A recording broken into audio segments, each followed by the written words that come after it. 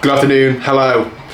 This is going to hurt. Now, I haven't done a ramp test for a long time. Zwift tells me the last time I did this was in September of 2021.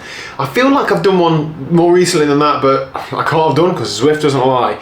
Anyway, what's the point of doing this? Now, if you don't know what a ramp test is, it's essentially a good indication of where your 1 hour power or your functional threshold power, your threshold power sits. There's various different ways of testing this. However, I like the ramp test because it involves no thinking. I'm not too good at thinking. You increase your power by 20 watts every minute until you can't do any more, and then you take your peak 1 minute power, multiply it by 0.75, and that gives you your indication of what your threshold is. It's only an estimation, but it's really good for setting your training zones. Currently, this is New Year's Eve, I'm recording this video.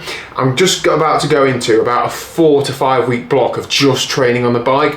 I broke my big toe 2 weeks ago. I feel like I'm at a point now where I can ride my bike like properly. I can push on the pedals pretty hard. So I'm going to focus on the bike for the next few weeks, and I need to have a focus. So to do that, I want to make sure my training zones are set correctly. And what better way to do that than to do a ramp test? My training the last few months has actually been all right. I had a good summer on the bike. I had a good 12-week training plan leading into Christmas on the Sunday squad, and then I have had 2 or 3 weeks of only really doing zone 2. I got ill before Christmas, and then I had the broken toe, so I've not really done a huge amount of riding, and I've only done up to sort of tempo sweet spot for the last 4 or 5 weeks really. So I'm interested to see how my body reacts when I get over that sort of threshold mark. But there's one way to find out, isn't there? So let's get stuck in. What am I doing today in order to control it and give it my best effort? I do the same like testing protocol every time. So I'll have like a kind of Red Bull, maybe 20 minutes, half an hour before the start. I've had some cola, caffeine chews, and then I've made sure that I'm fueled. So I've had breakfast probably about an hour and a half ago. I have been for a swim this morning, but it was only an easy swim, so I haven't really depleted myself at all. You know me, I love a headband. I have actually got a new one. This is from Hoob. This is Hoob actually bought 1,000 of these and are selling them well for free. You just pay the postage and make a donation to a charity, all aiming towards supporting George Peasgood, both in terms of awareness and actually a charitable cause. So check out the Hoob website. You can get, I'm sure there are still some left. I'm going to channel some power from that, and I'm going to give this my absolute all. So let's get stuck in. If you've seen ramp tests before, you're just a sicko watching this. Okay, so on screen we have in the middle my legs pedaling round and round. Around the outside of that, the Zwift screen showing that I'm in the last couple of minutes of the test.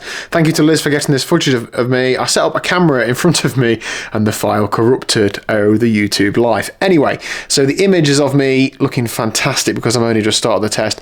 Actually, this is where it's really, really starting to hurt. So we'll come on to the results in a second when I get there.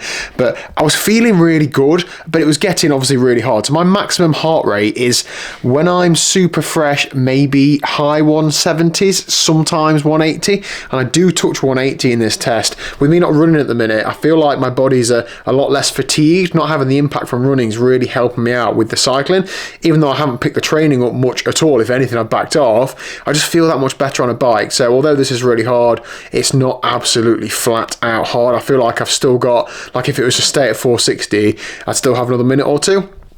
In fact, rather than waffling, I'll rattle on to the results. So I basically get through 480 watts and then I just get into 500 watts and I can't get on top of the gear. When you go into the next minute, it's on erg mode, the kicker by, which is the easiest way to do this and the only way you can really do it. So now I go 2, 1, and then it goes into the next power and my cadence just drops a little bit. But providing I keep my cadence up about 87, 88, like see there it drops down to 84, that gives me enough range, 83, 82, enough range to settle into it, and then over the next 40 seconds or so gradually push that cadence back up and get back on top of the gear. I don't spin very fast when I'm pedaling. I tend to sit at mid 80s RPM, and that's pretty comfy for me. So to go up to 90 would be a bit too high. So that I felt like, okay, I can get on top of the gear, and then, I mean, inverted commas, easy. It's easier to get through that next minute once you're on top of the gear and it's up to a cadence. You've just got to keep counting down and counting down. Every second counts in this test, so even when you feel like you're absolutely on the limit, you've got to keep pushing. Now, results wise, so I said I get into 500, I'll stop in a second. My last minute was about 480 watts, so my theoretical estimated threshold from this test is 365 watts, and that isn't the highest I've ever had it. However, it is definitely the highest I've had it at this time of the year ever, especially considering the training I haven't been doing. So I'm really happy with that. Watts per kilo wise, now I weighed in this morning a little bit heavier than I have been the last couple of weeks, annoyingly, but it's been Christmas, hasn't it? At 92.7 kilos, which meant that my watts per kilo estimated threshold is 3.96 or 3.97. Essentially, 365 watts sounds like a lot, right? But then when it's not even 4 watts per kilo, I know I've got a lot of work to do.